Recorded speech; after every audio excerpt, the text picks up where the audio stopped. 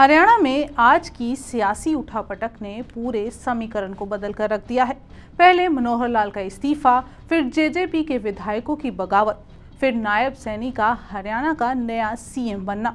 आज के दिन हरियाणा में काफी उठापटक देखने को मिली है।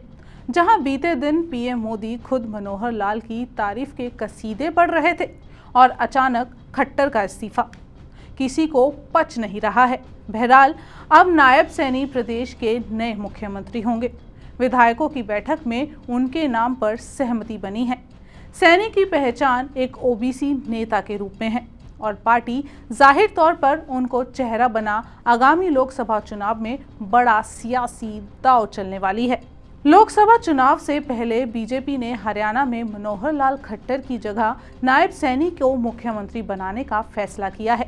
जेजेपी से बीजेपी का गठबंधन टूट गया है। सीएम मनोहर लाल खट्टर सहित सभी मंत्रियों ने सामूहिक इस्तीफा दे दिया है, जिसके बाद बीजेपी विधायक दल की बैठक में नायब सैनी को नेता चुन लिया गया है। बीजेपी ने एक सैनी के जरिए सब सधे वाला सियासी दांव चला है।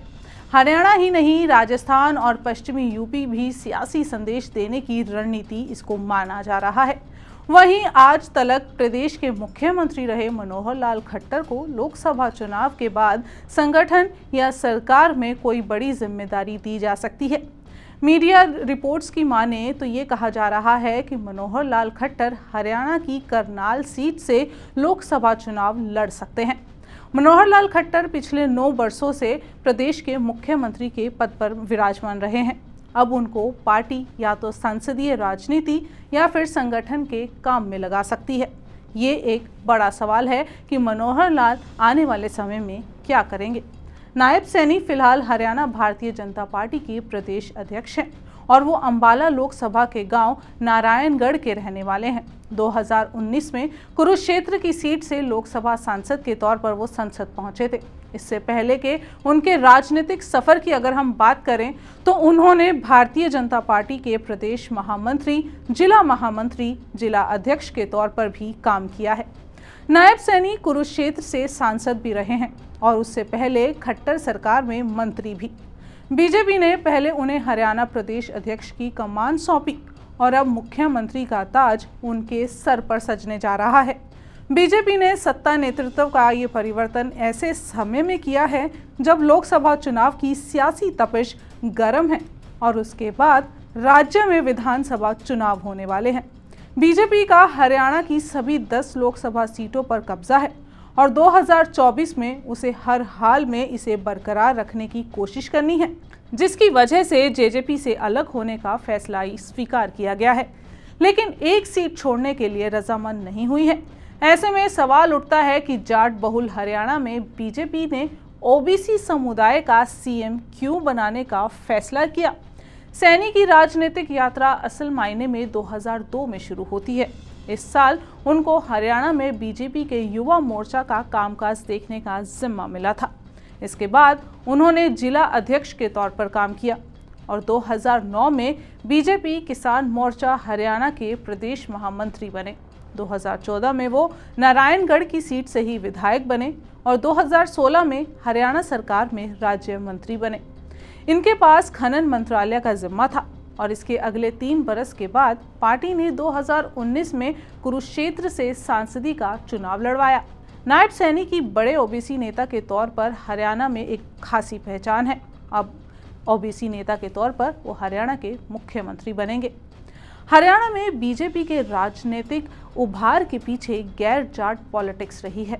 बीजेपी ने पंजाबी, दलित, यादव और सैनी वोटों को एकजुट करके अपनी राजनीतिक जमीन को मजबूत करने का अभी दांव चला है। इसलिए 2014 में बीजेपी हरियाणा में पूर्ण बहुमत के साथ सत्ता में आई तो पंजाब समुदाय से ताल्लुक रखने वाले मनोहर लाल खट्टर को सत्ता की कमान सौंपी गई।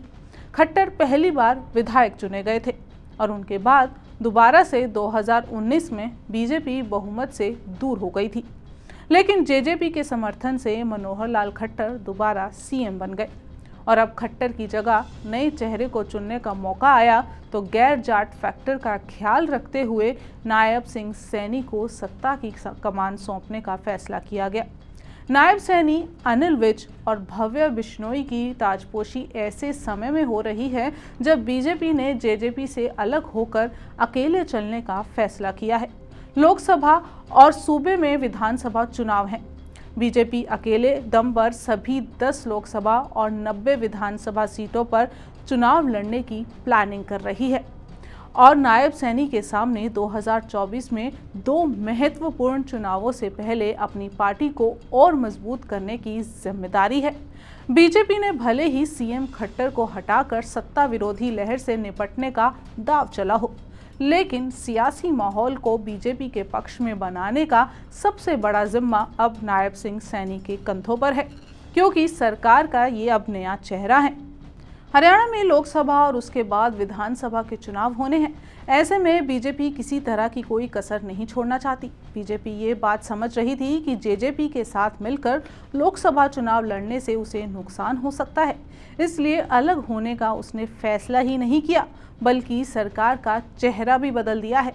खट्टर की जगह अब नायब सिंह सैनी और उनके साथ अनिल विज और भव्य बिश्नोई को डिप्टी सीएम की कुर्सी सौंपी जा रही है।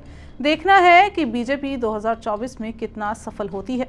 अब ये फेरबदल लोकसभा चुनाव में बीजेपी को लाभ देगा या विपक्ष को, ये तो जल्द ही पता लग जाएगा। लेकिन आप इस बारे में क्या राय रखते हैं, हमें कमेंट करके ज़रूर बताएं और चैनल को लाइक और सब्सक्राइब करना बिल्कुल ना भूलें।